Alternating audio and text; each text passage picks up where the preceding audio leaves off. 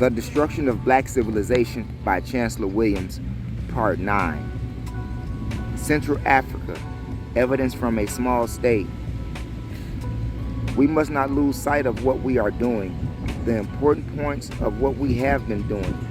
A partial view of the early history of the blacks from the loss of Egyptian homeland to the coming of the Europeans has been presented through a summary study of a representative number of states. A continent-wide view of what happened to the whole by looking at typical situations. We saw a people forever migrating, forever on the move, forever in flight from threats to survival. A new location found, sighs of relief and thanksgiving for a new breathing spell, and new efforts at reunification and state building all over again. But every decade of unsettled life, every decade of wandering over deserts, savannas, and through the forests, every such decade was one of retrogression, a disintegration, decades of decline, and no newly established state was able to reach the levels of achievements of the past before it was engulfed either by the Islamic East or the Christian West. This is what we have witnessed, no matter what black state was studied or in what region of Africa it was located. One of these wandering groups, unlike the Congolese and Angolans, began to migrate from the Atlantic seaboard before the whites arrived, was free from contacts with them much longer, and therefore founded a new nation that lasted much longer. The core group was made up of blacks who came to be known as Bush Hongs. They were moving from place to place toward the interior and finally began the development of the new state during the period when the white storm clouds were slowly rising in all directions. The 200 years between 1475, the most critical in the history of the blacks, it was during this period that the great noose of encirclement was completed and fixed, and the blacks of Africa found themselves hemmed in and threatened from all directions, from the north, from the east, from the west, and finally from the south.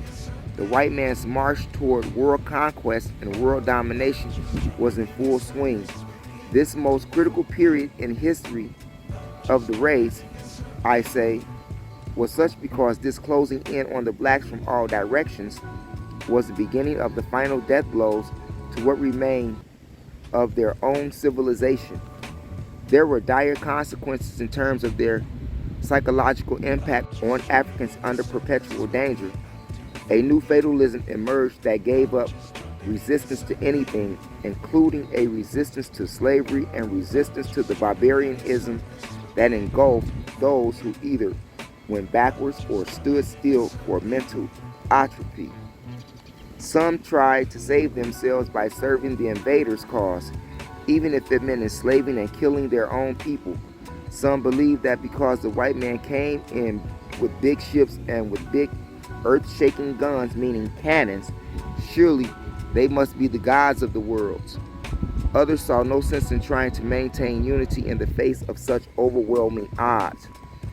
Rather, the drive must be to secure these guns and ammunition from the whites, even if it meant ceaseless wars to secure the slaves the whites demanded, secure themselves by warring on their own kinsmen in neighboring territories, and still others resolved never to yield, but to move and keep on moving rather than to submit, to rebuild and keep rebuilding, never giving up, and to fight for unity as the only route to survival. Voluntarily, unity if possible, unity by force if all else failed. These last others were the ones who had the spirit that accounts for the survival of the most bruised and battled of the races of mankind. Such a representative group were the Bush Hongs. This their record will show. As the Portuguese slaves' raids spread, the Bush Hongs moved inland from the Atlantic, enlisting new followers as they moved or temporarily stopped. They were headed toward the Congo region. Fleeing from the whites was not the only problem for them as it was not the only problem for the millions who had trampled over Africa before them. When they had settled on the lower Kwango early in the 16th century, their immediate foes were the fierce Jaga warriors, a roaming tribe that seemed to be more interested in raids of destruction than in settling anywhere. They were destroyers, not builders, and they were set on a course to prevent others from settling and building. And while large groups of them did split off from the main body to merge with other states and form states, they seemed to be nothing more or less than bloodthirsty barbarians who engaged in warfare for their sheer thrill of warfare. These eventually opened war against the Bushong state that savage attacks by the Jaga warriors. The Bushongs were forced to retreat along the Kasi and Sanguru rivers, many groups splitting off from the main body and going in different directions. The main body, led by its chief, Woot, entered the plain of Ayul in Kasi and began the formation of a little-known state during the third quarter of the 16th century.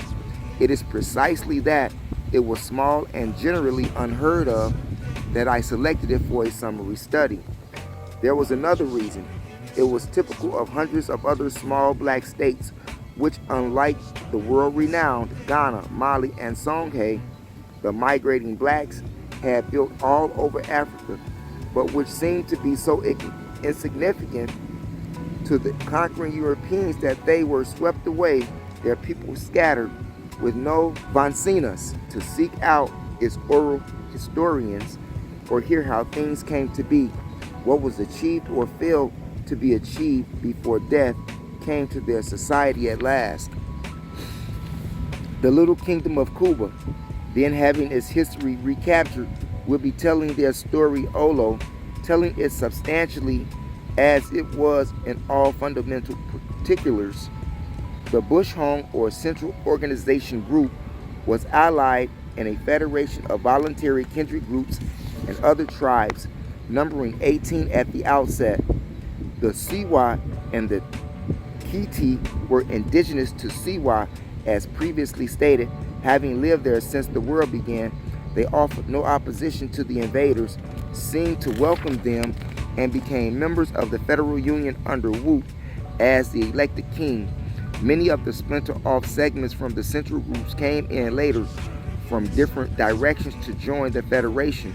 Other members were the Mongo, Pendo, Iribo, Shuba, Shuwa, Kil, Kam, Kayiwing, Lulu, Luba, Njinde, Mula, Piyang, Nogumbi, Piyang, Kufa, and Mbenji Ngango.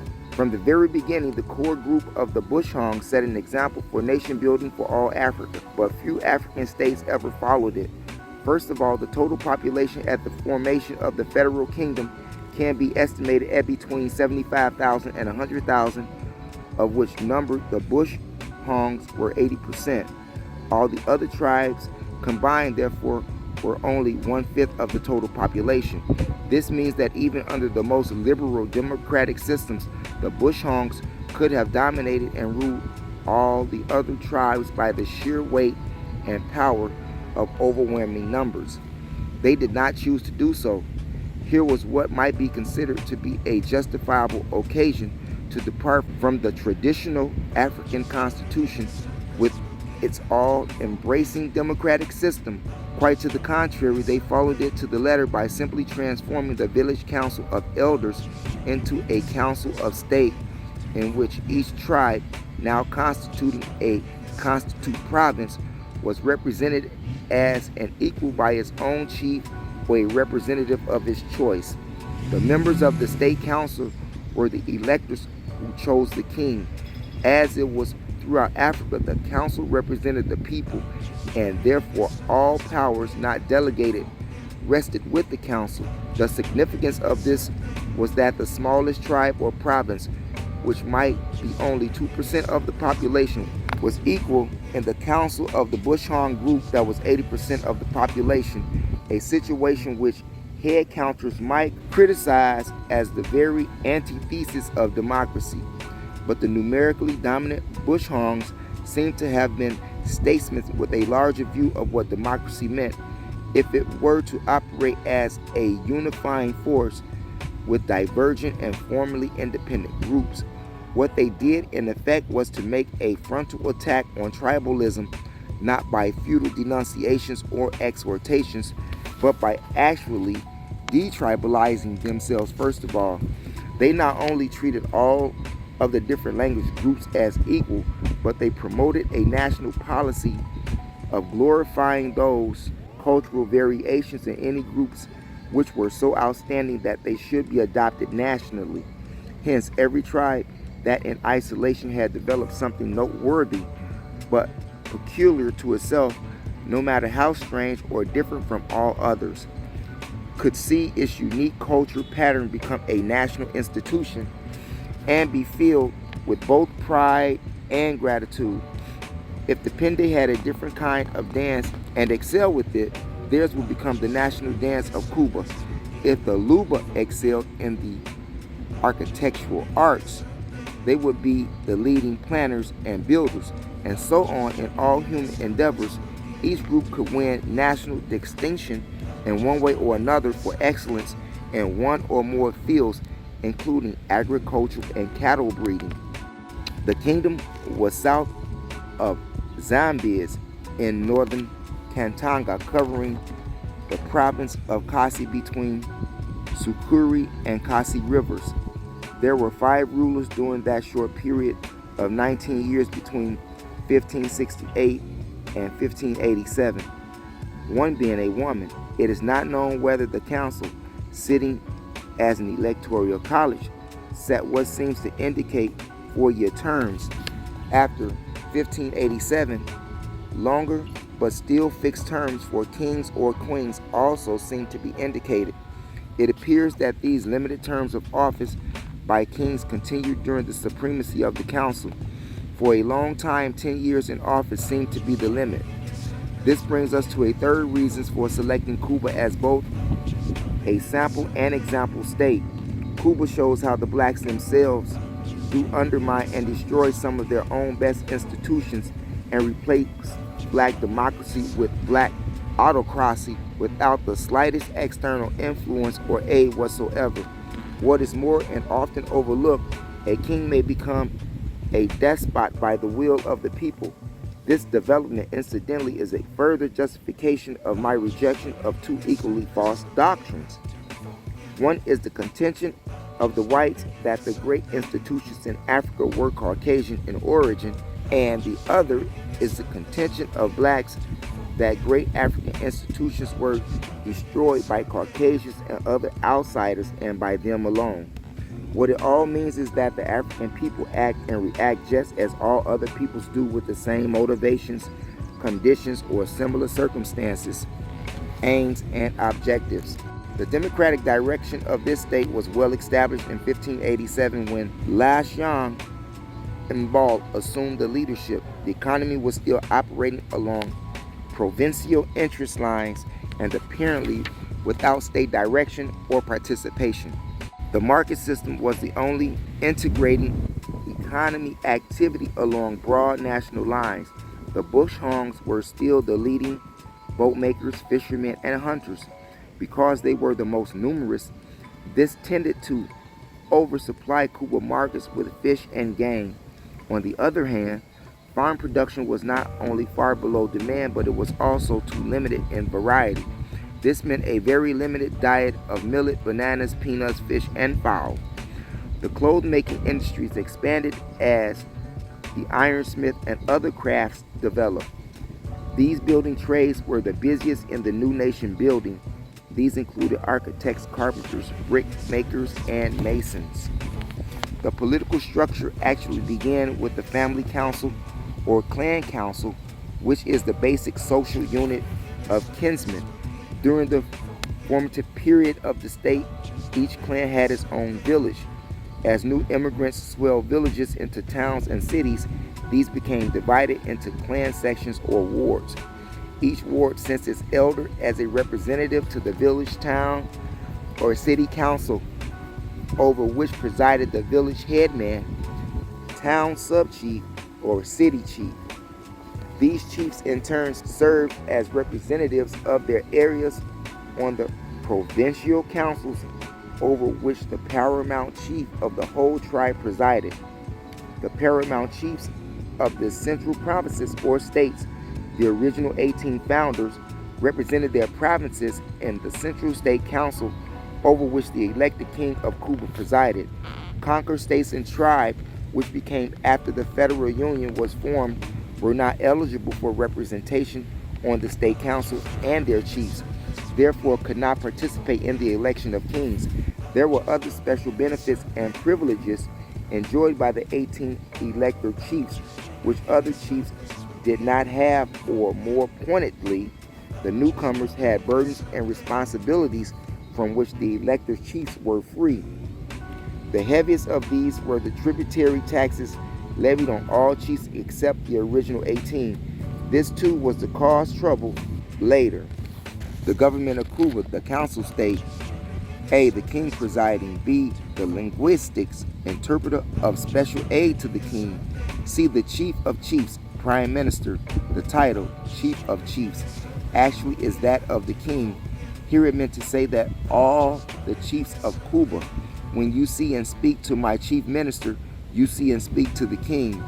D, governors of provinces, paramount chiefs.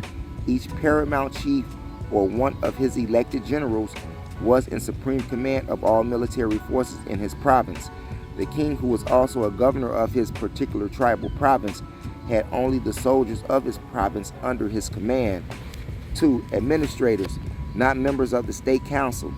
A, first chief of the treasury. B, chief of border defenses. C, supervisor general of tax collection, goods and services. D, chief of the king's household and protector of ancestral tombs and regalia. E, chief of roads and markets. F, collector general for tributary states. This office was created in the wake of Mbong and Ling's imperialist expansion in 1650. There were 26 kings during the 342 years of Cuban history, or from about 1568 to 1910, as it was the cases of Ethiopia, Egypt, Mucuria, and other states included.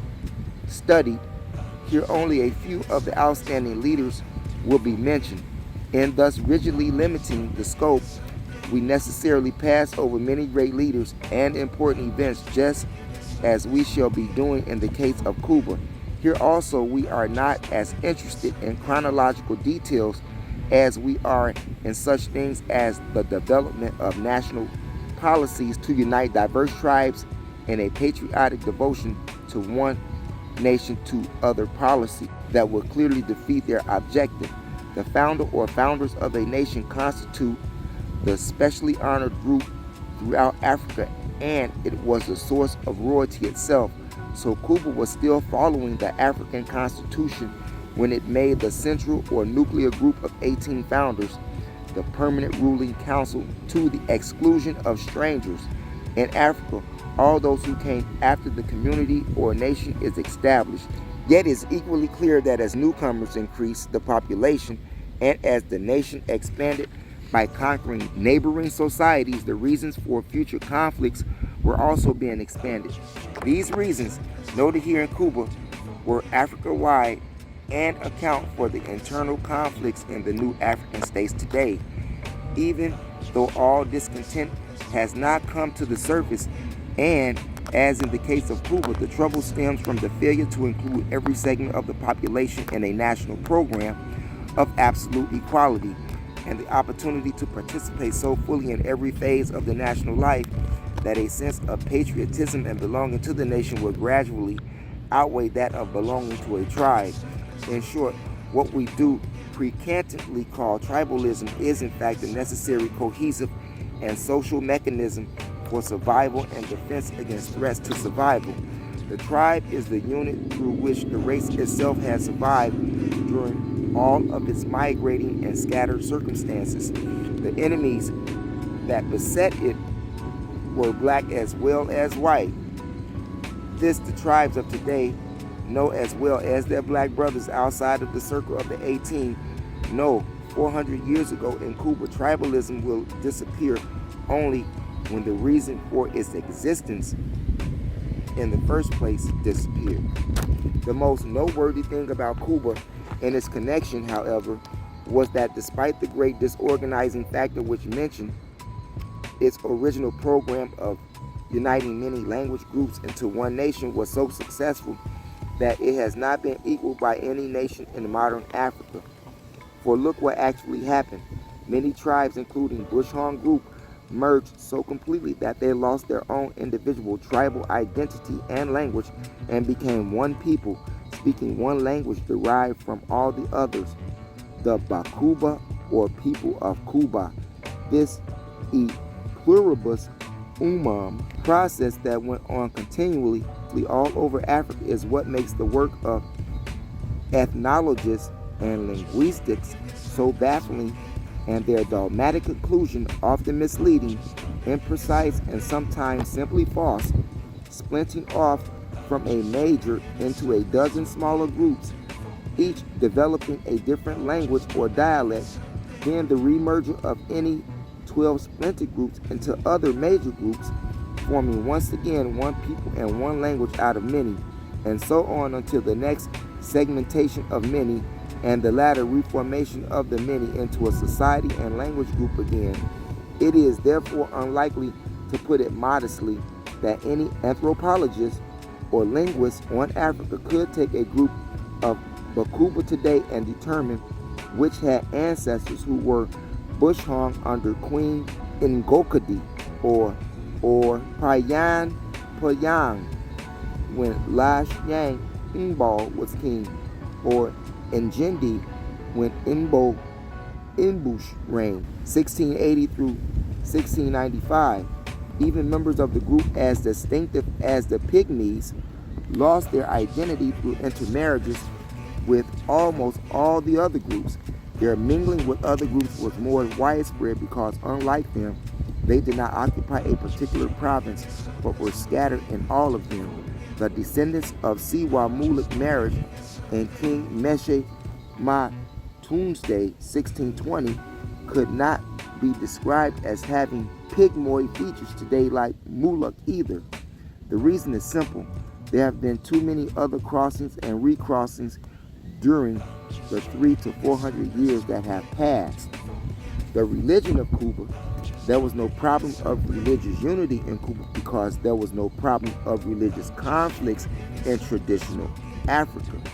The blacks, having a common origin and a common center of civilization, had the same fundamental religious belief throughout the continent, just as all of their other basic institutions were similar. The inevitable variations were insignificant when compared with the universal similarities. The Cubans believed, as all Africans believed, in one almighty God, the creator of the universe. There were numerous ways of expressing the one God concept. He might be identified with the sun and called the sun god, or as a variation of this, he might be called the sky god. The numerous other gods, far from being in conflict with the great God, were a necessary part of his divine plan, his own deputies and emissaries who had direct charge of the various departments of life that concerned human needs: the earth, soil, water, illness, health, fertility, planting, harvest, the forest, war, hunting, fishing, and rain. There were lesser gods under these. Their rank or importance was determined by their role and the extent of their role. Different tribes might have different tribal gods, or a group of kindred tribes might have the same sub-gods. Each family or clan might or might not have its own clan god, and each member of the family might or might not have his own personal god. In short, the traditional African religion, respecting an almighty God and a hierarchy of lesser deities, was later taken over by Christianity in the form of patron saints and higher deities who rank next to God himself. It is said that the religion in Cuba did not include ancestors worship. This ancestor worshiping is another one of those overdone myths about Africans. But Bakuba did not worship their ancestors, but neither did other Africans. If Western writers are using the terms in the sense that one worships God, and of course they are using worship in this sense, just as they pretend not to understand the role of the numerous African deities, but understood the role of the same deities in Western civilization, if we call them patron saints, in that same way as just about every other aspect of African life and history has been misrepresented and distorted. Yet one can understand why a people for whom the idea of immortality is merely a creed would find it hard to understand the all-encompassing religious philosophy of a people who actually believe in life beyond death. From this central belief, numerous other beliefs developed naturally. An important one was that the relatives who had passed on maintained a continual interest in the welfare of those left behind. To justify and preserve this continued oversight of their ancestors, the living did those things that might merit ancestral approbation. There was ancestors' reverence, not ancestor worship. Ancestor worship, not ancestor worship. This reverence for elders began in early life with the living and increased with the dead. When food was periodically placed at the graves, nobody expected the ancestral spirits to eat it. Only fools outside of Africa alleged that they did. What they were doing was demonstrating that the communal spirit of sharing was being maintained. Furthermore, if the ancestors approved their behavior, they were in a position to intercede on their behalf with the deities in the time of crisis. The blacks' conception of God was on a scale too grand to be acceptable to Western minds. They had to reduce it by using a term that is equated with paganism, primitive, backwardness, and barbarism. The word is animism, but the historians and anthropologists are witnesses against themselves, still proving the very opposite of what they intended, and documenting animism as the chief characteristics of the religion of the blacks from remotest times. They are also documenting the fact that the blacks' belief in the existence as well as the nature of one universal God also goes back to time immemorial. And what is animism? As applied to Africans, it is the belief that the spirit of the Creator or the universal God permeates all of his creation, living and dead. Therefore, any object, animate or inanimate, may be sacred. This concept of God and his creations would be regarded as highly civilized if expressed by a Westerner in some such terms as reverence for life. Indeed, by a Westerner in some such terms as a reverence for life. Indeed, precisely the same African religious belief becomes the doctrine of immanence in Christian civilization. The Bakuba, the people of Kuba, believed that the two contending spirits affected man, the spirit of good and the spirit of evil. Evil was thought to be expressed most clearly in witchcraft, which in turn characterized persons engaged in the practice of trying to do harm to others. In Cuba, as throughout Africa, the penalty for witchcraft was either death or punishment. The much misrepresented witch doctor, far from engaging in the practice himself, had the task of combating the practice by trying to help his victims.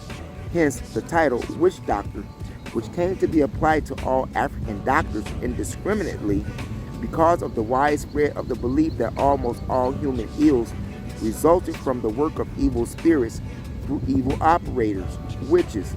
A long chapter could be devoted to the training of the native doctors and their practice of medicine.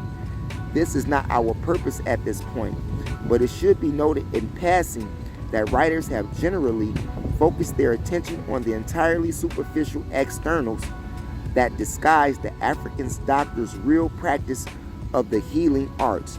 They spent years in the forest studying the medicine properties of various plants and herbs. They went through the same long periods of apprenticeship that the members of all of the other skilled crafts had to go through under a master. The people were not fools. They prescribed medicine that had to be beneficial. If not, the doctor was held to account far more rigid than doctors are in our times. The African doctor's entire future in his community depended upon his successful ministrations, and these must overshadow inevitable failures now and then. And while the psychological ritual of hideous masks was used to frighten off evil spirits, the wild dance and mystical speech were all intended to impress the people with the mysteries of healing, carried over to modern medicine and Latin prescriptions. After all of this, the native physician still had to produce satisfactory results or be disgraced. Religion was involved in the practice of medicine, as religion was involved in every aspect of African life. Disease was believed to be the result of some misdeed on the part of the individual himself or the working of an evil spirit. If widespread, the community as a whole may have sinned, either by commission or omission, of something that offended either the deities or the ever-watchful ancestors. Songs, dances, and sacrifices were communal activities designed to reestablish the proper relationship between the people and the unseen powers. The skilled crafts were expanded and methods of production improved and sped up by new techniques. New weaving and embroidery methods were notable. The break with tradition was most clearly seen in the experiments in new art patterns and new styles in wood carving. All this economic activity meant a marked transition from a subsistence to a surplus economy. And this, of course, led to general prosperity through the expansion of markets and foreign trade. Since Cuba was not within the orbit of the caravan routes of international commerce, her foreign trade was with other African areas. Cuban trade missions were sent near and far to promote trade through the establishment of markets at important trading centers in nearby and distant states. This was the most important aspect of Siam's economic revolution. In the decline of the civilization of the blacks as they splintered off and scattered here and there over Africa and over the world, they lost this pioneering spirit of business enterprise, the most common urgent need in recapturing their lost status in the modern world of aggressive competition. The traders were also organized into societies.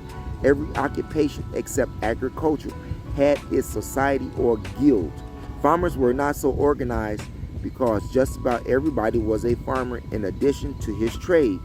Any townsman who did not have a farm somewhere would have been considered strange. One trade or profession then was seen as possibly only because of the basic economy and for the reason everyone was responsible for a share in agricultural production. The general prosperity endangered by the economic revolution did not bring general internal peace. The inevitable increase in population was further expanded by the annexation of new territories and the influx of the endless streams of migrating people who were attracted to this new land of opportunity. But they were strangers, and this fact, as noted above, was a cause of unrest among them and even greater unrest among the conquered groups. It appears that the national prosperity served to heighten the tensions rather than reduce them. More trouble came from Bayan elements in the country, members of the major tribe that had challenged the Bushhong leadership even before the move from Ayul. Rebellions also broke out just before Siam assumed the leadership. The Payang and Keti succeeded in capturing and destroying the capital city, while the unsubdued Benin continued their attacks from the area still under their control. These internal conflicts were of great historical importance because of the far-reaching consequences. The most important overall outcome was radical changes in the traditional constitution. To begin with, religion was drawn upon as a direct means of social control by enhancing the divine role of the king. The traditional role of the king as the chief elder and therefore the chief representative of the people before God was very easily changed now to the conception of the king as the lieutenant of God on earth. As God's lieutenant on earth, the king could assume powers not recognized by the Constitution and go unchallenged. But above and beyond this, the internal turmoil was regarded as such as threats to the nation's existence by the loyal chiefs and the people that even more powers than the king had dared to assume were bestowed upon him to enable him to crush rebellions by direct action and restore internal peace. Here then is how a democracy may become an absolute monarchy, not by a coup d'etat, but by the consent of the people themselves. They seem to be thinking only about the others, strangers causing trouble, when they allow the council to give the king the power over life and death. Another fatal blow to the African democratic system was allowing the king to raise and maintain his own national army. The national army, as we know, had always been made up of the contingents under the supreme command of the council, operating through the respective paramount chiefs and provincial kings. This single change can be said to have completed the triumph of the King of Cuba as an absolute monarch. He had already acquired extraordinary powers quite naturally as the kingdom expanded over new territory. New administrative offices had to be made. Some of these were so important that the king encountered no open opposition when he also appointed them as members of the hitherto exclusive State Council. This marked the end of the National Traditional Council as it had functioned under the African Constitution. The core council of the 18 elector states was now outnumbered by the appointers of the king. It appears that Cheyenne made no display and very little use of his new powers vis-a-vis the elector chiefs. His chief interests continued to be in the field of internal improvement, building a capital city and upgrading the social amenities that reflect a highly advanced society. These included new forms of court, etiquette, and procedures, resplendent regalia. One of Shaman's stratagems for securing the loyalty and the support of important chiefs and other notables was the appointment of their sons to many important posts. This move was significant because it bypassed the nephews in favor of the sons, thus satisfying the natural but never spoken desire of the most fathers in a matrilineal society. Cheyenne left a record of achievements that none of his successors could match. He was a legend even in his own lifetime. The people had never known or heard about such a leader and had never experienced in their lives the direct benefits of such leadership. It had to be magic, and therefore Cheyenne had been the great magician. Since magic in Africa was simply another religious means of invoking the aid of a deity to call their chief intercessor with God, a magician meant that he was actually securing benefits for the people and that he was indeed the lieutenant of God on earth. In short, magic was another form of prayer, song, or dance in the appeals to supernatural powers for help. Mbong and Lee, Cheyenne's successor, was not a great magician. He was a warrior king, a great general.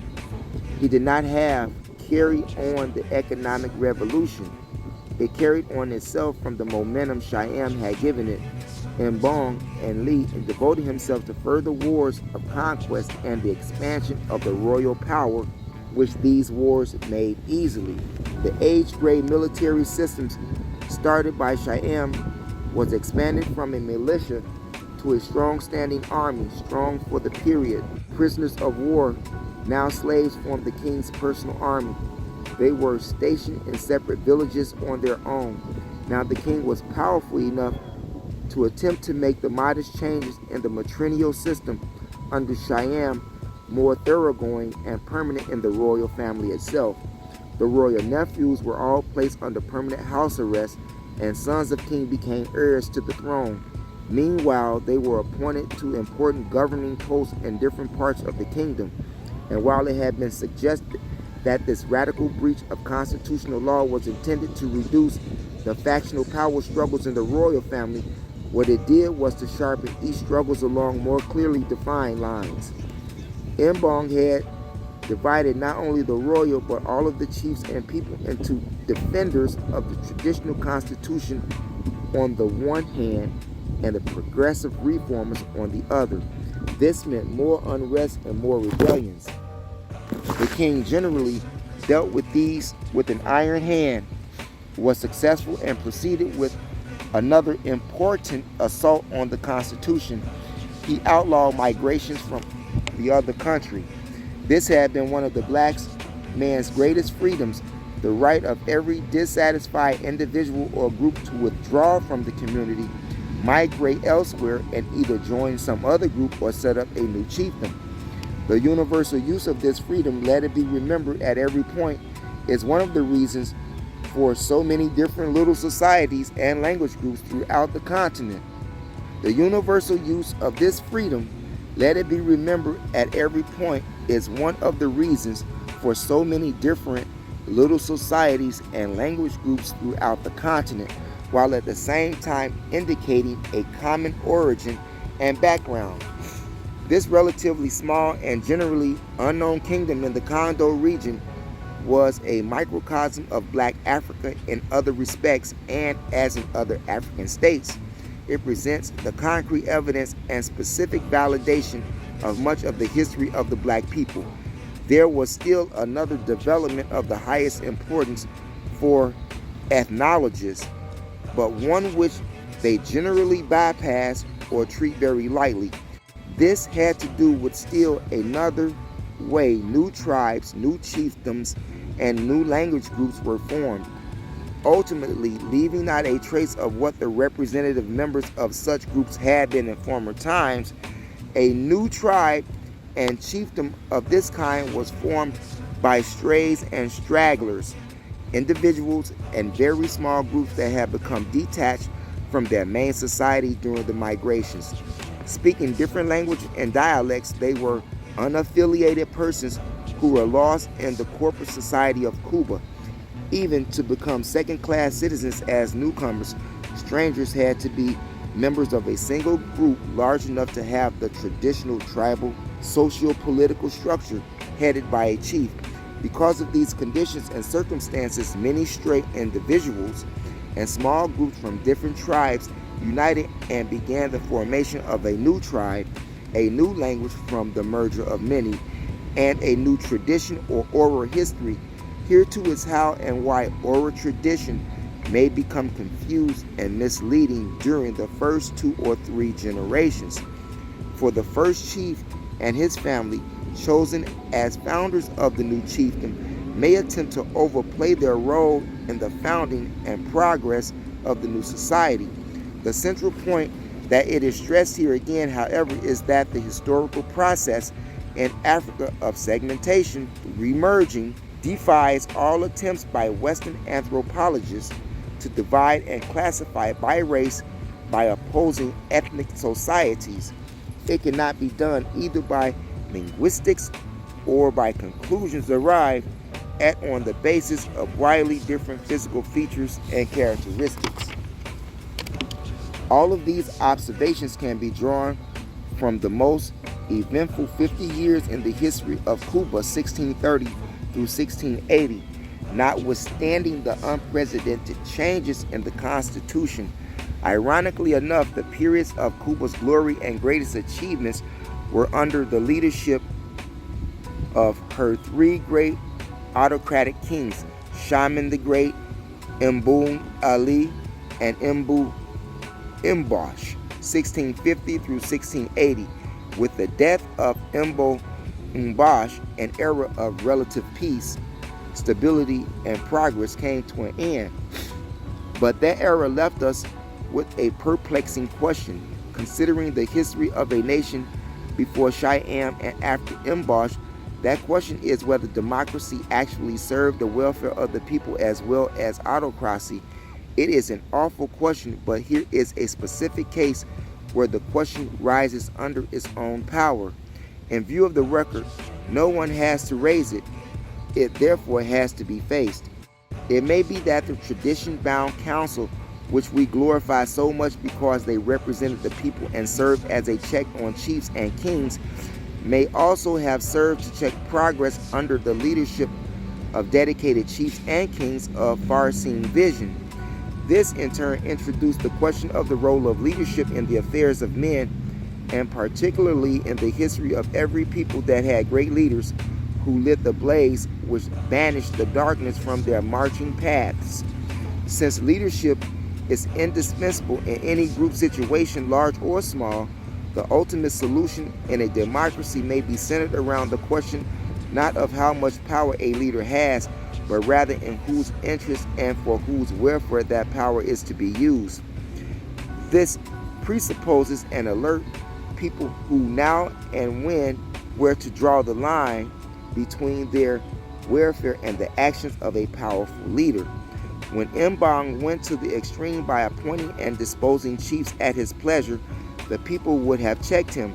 Therefore, the great kings who did so much to build a strong nation also planted the seeds for its destruction from within long before the Europeans completed its destruction from without.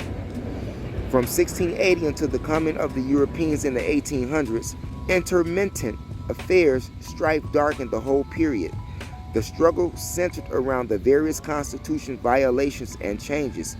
These were the main issues, whether the rebellions were led by whole tribes or were civil strife led by royal sons on the one hand and royal nephews on the other. Through it all, however, foreign and domestic trade somehow continued to flourish.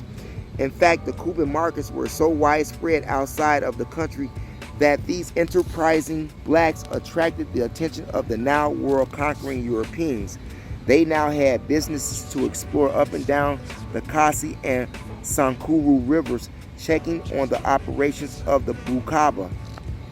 Once again, the most crucial points in the history of the blacks were being epitomized by a single small nation. It was to escape the Europeans that centuries before, the people who formed the Cuban state had continued their migrations from the Atlantic seaboard and journeyed far into the interior.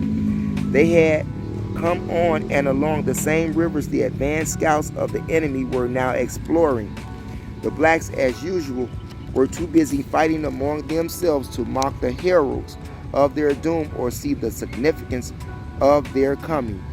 Up to this time, they had been wise enough to adhere to the rule followed by most African states by rigidly barring all non-Africans from crossing their borders.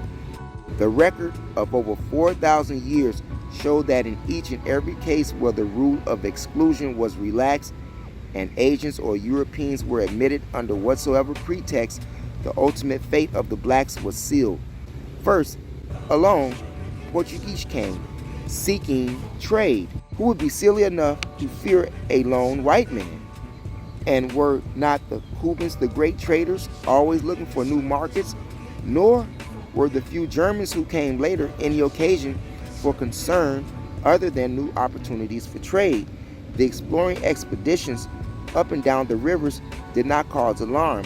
Trading relations with the Europeans were indeed established and were becoming more and more profitable. The Europeans were not yet permitted to settle within the country, but no matter, they were, as we have said, long-range schemers. The pattern of worldwide imperialism had been determined long ago, and the techniques of penetration and dominance were fixed and universally applied. So instead of invading the country by force, something they were never prepared to do initially anyway, they ringed the country with trading posts along its borders. To these outposts, missionaries assembled to form missions for God and the empire, and were later followed by armed detachments ostensibly to protect the trading routes and make new market from imaginary raiders.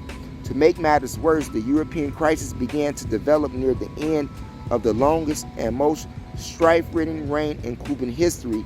King Mubak Ma'Mbu was in the 5th decade of his rule. Tired and worn out by both age and endless fighting, far from seeing the gathering Europeans as a threat, he and his immediate successors seemed to have regarded them as a godsend that they would solve two critical problems: the Portuguese offer to buy all of the captured rebels and troublemakers, and the replenishing of a drained treasury by the sale of these war prisoners. The first would tend to end civil strife and restore domestic peace. The second was a new source of great wealth, to be relieved of the cost and trouble of maintaining prisoners of war camps was still another incentive for selling them. For such reasons, the unforgivable sale of blacks into slavery by blacks began. The fact that African chiefs and kings had a quite different conception of slavery than that of the Caucasian does not excuse them, for in the course of time they had to know that in the West, the captured blacks became slaves. In fact, and not as in Africa, persons who became members of the community, were integrated into families, became members of any of the crafts, had rights to farmland, held offices, and in fact had all the rights and privileges enjoyed by their original captors. So I am saying that while at first the African slave sellers may not have known the fate to which they were co-signing their brothers, in time they did learn, and for this reason these blacks will stand commanded forever before the bar of history. King Ma'Mbu, along with others. The sale of malcontents into slavery did not end the civil strife because, for one thing, all the rebels were neither captured nor defeated. Besides, the permanent center of conflict was in the royal lineage itself. The general upheaval after 1885, the year of the European conquest of all Africa, began, made it easy for the whites to enter and spread all over the country.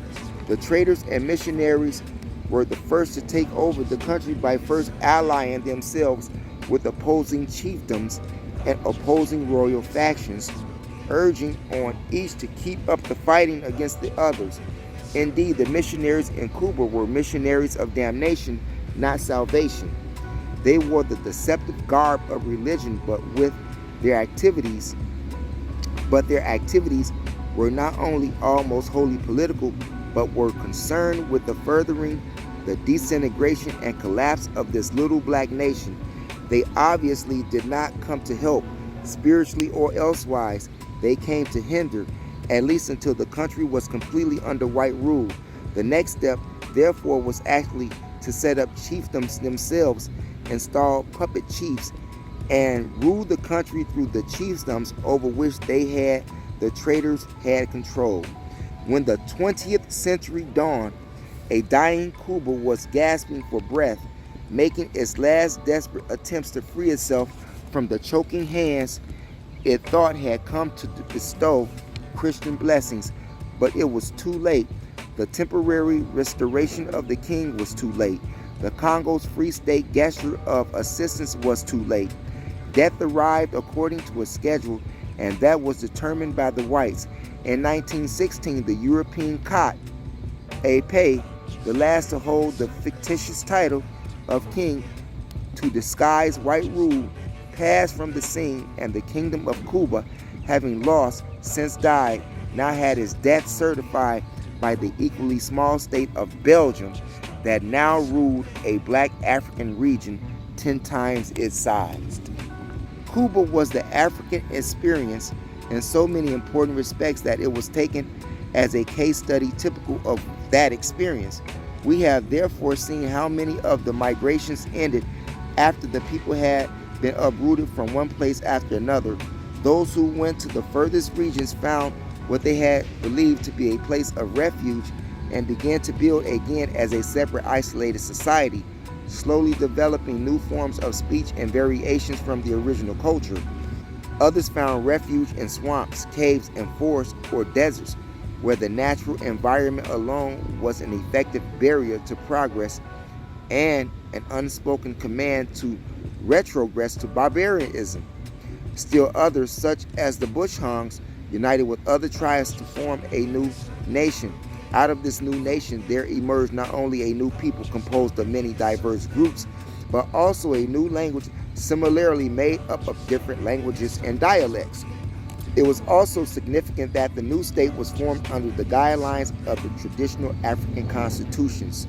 Kings were to be elected and the power center was in the Council of State. There appeared to be a studied program of nation building by glorifying the unique cultural offerings of each society and making its contributions as part of the whole nation's heritage. Significant too was the fact that religion, like other basic institutions, was essentially the same as it was in the heartland of the race. The sky god was still the sun god, and the sun was simply the obvious way to symbolize the reality of one's God concept, the creator of the universe. The role of great leaders as benefactors in human affairs was repeated and made clear again in the life and work of Shyam the Great and in that of at least two of his successors. Shyam's economic revolution that promoted remarkable progress and prosperity made his new title of Lieutenant of God on earth readily acceptable. For were not those leaders who looked after the welfare of the people the instruments of divine will? As we have seen, a political phenomenon develops from this circumstance in which the people's confidence in the leader is so great that he may be allowed to exercise powers unlimited to further advance the public welfare. It is the genesis of absolutism. Therefore, the study of this state was also a study of how African democracy evolved into autocracy without an external influence whatsoever. Cuba revealed something else. We also saw that there was a black imperialism in Africa, all African and without outside influence. Indeed, we saw the microcosm of all the conquest of blacks by blacks, the oppression and enslavement of blacks by blacks, all of it which left us the heritage of suspicion, distrust, and hatred that accounts for tribalism, disunity, fear, and unrest today. In spite of it all, the Cuban state was relatively secure as a black power entity until they allowed the whites to come in. At that point, the history of blacks in Egypt and everywhere else was being repeated, and in exactly the same way, the blacks had learned nothing from their previous experience with whites. The blacks were therefore doomed to repeat the same big mistakes over and over, meanwhile losing both their civilization and their freedom. As the last days of the kingdom show, the separatist chiefdoms struggling for power actually sought alliances with the whites to overcome this or that black faction. They did this in Egypt and lost. There they continued to form all alliances with whites against blacks even after black rule had been pushed southward below the first cataract. The whites were only too anxious to oblige and thus helping the blacks to speed up the work in which they were so busily engaged. Social disorganization and the eternal strife that led to white control over their lives. One may wonder if Kat Ape, the last of the figurehead kings under Belgian rule, ever reflected on how and why the blacks so often sealed their own doom.